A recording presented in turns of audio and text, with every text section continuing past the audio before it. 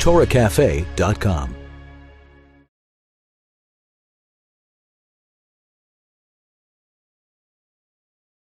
It's one of the most special stories I've ever heard in my life. I want you to open your hearts and listen to the story. It happened a number of decades ago. They just developed the surgery which allows for a kidney transplant, saving many lives by transplanting a kidney. Since the way God made us, we only need one kidney. We can survive with one kidney, and therefore so many precious people I know have donated kidneys and literally saved lives. Imagine you look at somebody and you know that they're living every moment because of you. There was a young Jewish man who needed a kidney, but they couldn't find a match. And his father put advertisements in all the newspapers looking for a match to save his son's life. After a very long search, a young man tested, and he was the right match. Can you imagine the joy when he phoned the father and mother and said, I am ready to donate a kidney to save your son's life. He went for all the testing. He went for all the preparations. They of course have to examine you medically, make sure you're perfectly healthy before they remove your kidney. And the physicians agreed that it's good, it's fine, and they scheduled a day for this surgery to remove the kidney and transplant it into the patient's life. 3 days before the surgery, the father of the recipient, the father of the patient gets a call. And the kidney donor tells him, I'm so sorry, but I'm not going to be able to do it for you. I'm not going to be able to give a kidney to save your son's life. Why not? Why not? What happened? The doctor said it's fine. You're medically healthy. He says, my father called me in and told me that I forbid you to give up your kidney for this young man. Why? Is your father afraid for your health? I myself will bring the doctor, will have the doctor call your father and assure him that it will not damage your health. 99.9% we're sure there are not going to be any side effects. You will not be wounded or damaged in any way. You will live the same long life you were destined to live. He says, you can call my father, but it seemed that he was quite adamant. The father of the patient calls up the father of the donor. Hello, this is Mr. So-and-so. My son needs a kidney. Your son graciously offered to donate his kidney. And the man takes the phone and goes, boom. He hangs up the phone on him. He thought it was disconnected, so he rings again. Hello, my dear friend. Why did you tell your son no? Boom! Hangs up the phone. He's shocked. He calls a third time. The man says, have you not gotten the message? Stop calling me. No is no is no. I will never allow my son to give the kidney. Hangs up. Devastated. Crushed to no end. After all this, they finally had it. And here it just slipped away the last moment. He calls up the donor and he says, why is your father so opposed? Why is he hanging up the phone on me? What did I do? He says, I don't know. I just know he told me never. Can I go visit him? Sure. What's the address?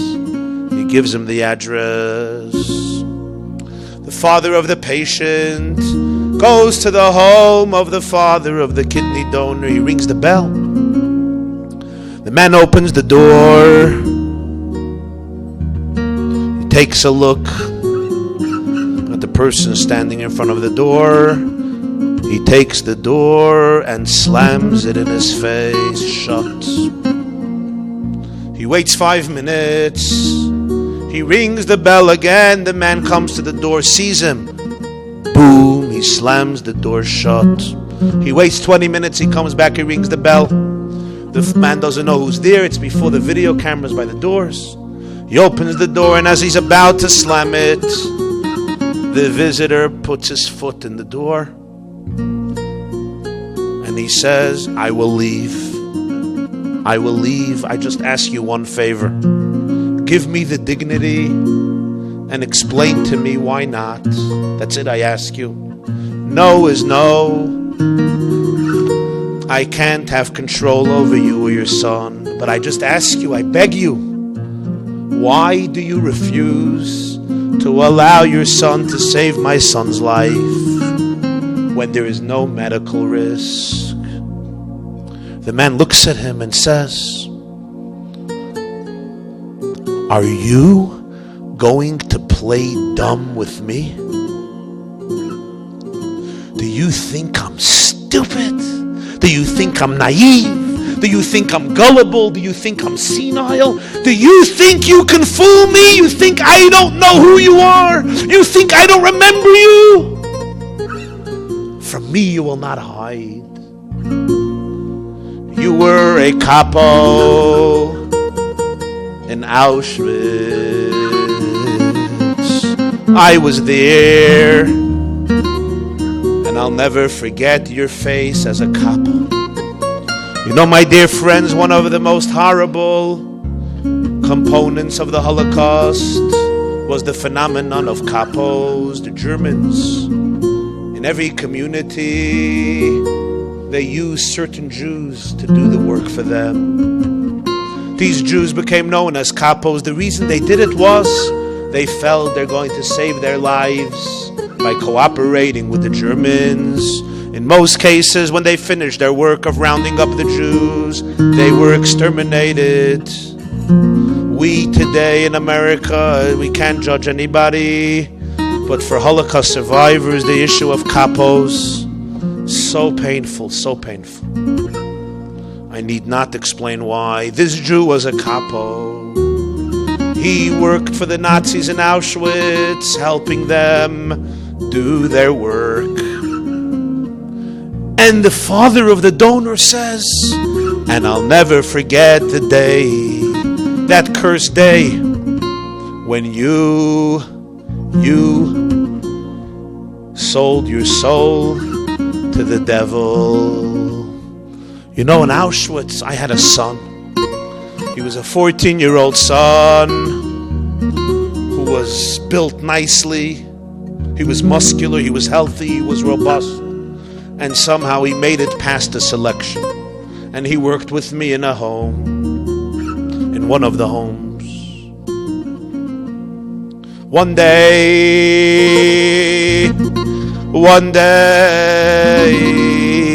an SS commander is inspecting our place of work. Working in the home of an SS German officer, he comes in and he sees me and my son. He asks and he says, what is this boy doing here? Take him away to the block. And he specifies the block designated for people waiting to go into the gas chambers.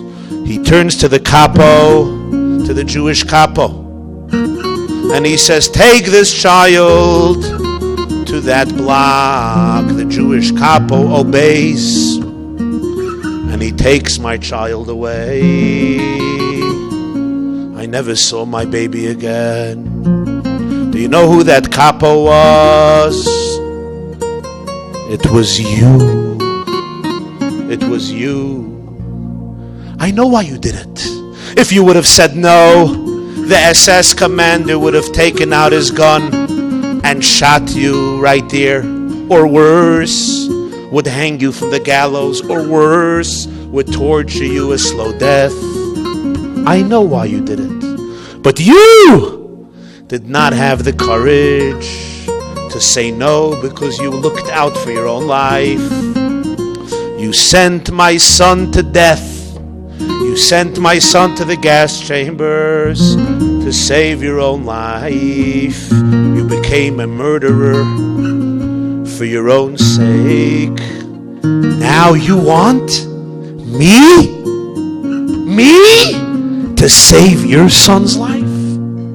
You want me to allow my son to save your son's life? Where was your compassion? Where was your mercy on a Jewish child on that fateful day? You became a murderer to save your own life. Never will I allow my son to save your son's life. Now leave me alone. As he's about to slam the door shut, the father of the kidney, of the patient who needed the kidney, turns to him and says, so let me tell you the end of the story. I took your child as the SS commander instructed me, but somehow I could not put him in the block from where he would be sent to the gas chambers. I just couldn't do it. I couldn't take this boy with my hands and murder him. On the top of the house where you worked, there was an attic. I had access to it. Rarely would anybody come up. I took your boy. I sneaked him up to the attic of the home, and I hid him there. Every day, I would smuggle some food and bring it up to the attic so that he would be able to eat. And there he remained till the end. When the Russians came and liberated Auschwitz, I was still alive, and your son was still alive. I couldn't find you. You were nowhere to be found. I naturally assumed that your fate was like the fate of the 6 million. You were certainly dead. I could not find a relative. I could not find a family member. So I took your boy and I crossed with him the Atlantic Ocean, and I raised him as my child. The boy who needs a kidney transplant is not my child, it is your child. The reason that no other matches were found for him but your son is because they are brothers. Your son and my son are brothers, and therefore his kidney is a match for him.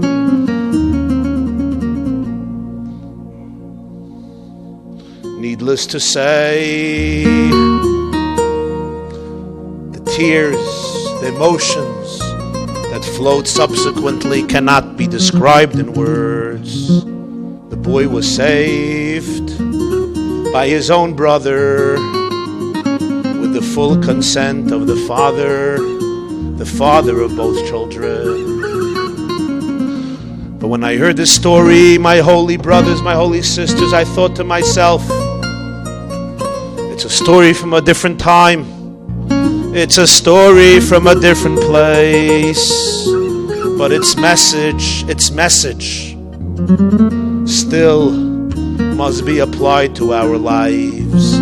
Sometimes we're asked to be there for another person. Sometimes we're asked to make a sacrifice for another person, to do a favor to another Jew, to help another soul. And we say, why should I help you? Why should I be here for you? You are you and I am I. And we have to remember that very often I think that I'm saving your son, but I am really saving none other than my son. The the Holy of Holies, Rabbi Shneur Zalman of Liadi, the Alter Rebbe, whose celebration is tonight, teaches that we are all one soul. We're all brothers. All of our souls are one, and it's only the bodies that divide us. So when I'm here for you, I'm really here for myself. When I'm here for your child, I am here for my child. Because we are all integrated and interconnected like limbs and organs of a singular organism. What is so moving about the mission statement of Chabad here in Southbury and all over the world is that this is essentially its main message. The main message of Chabad, as taught by its founder, Rabbi Shneur Zalman of Liadi, is we are all brothers and sisters. Go out and reach out to another Jew, to another human being, even though she might be a stranger, even though he may not agree with you. They may live a different lifestyle. They may come from a different background. They may be in totally a different world. Remember that we are all really one. We all have one soul. We are really connected. We don't have time for decisiveness, for conflict, for hate. When you're here for another person, you are here for yourself. To celebrate this mission, to celebrate work, is our mission in life. To reach out, to build bridges, and to continue to love each other with every fiber of our being. Because a soul comes down to this world sometimes just to do a favor for another person, for another Jew, materially and spiritually. I want to bless you. I want to bless you, my dear holy friends, that every day you should have the mental space and the courage not to go to sleep until you can look in the mirror and say, today I did a favor for another person. Today I did a favor for another Jew. We went into exile because of our hatred towards each other, and we will be redeemed because of our love towards each other. L'chaim, l'chaim.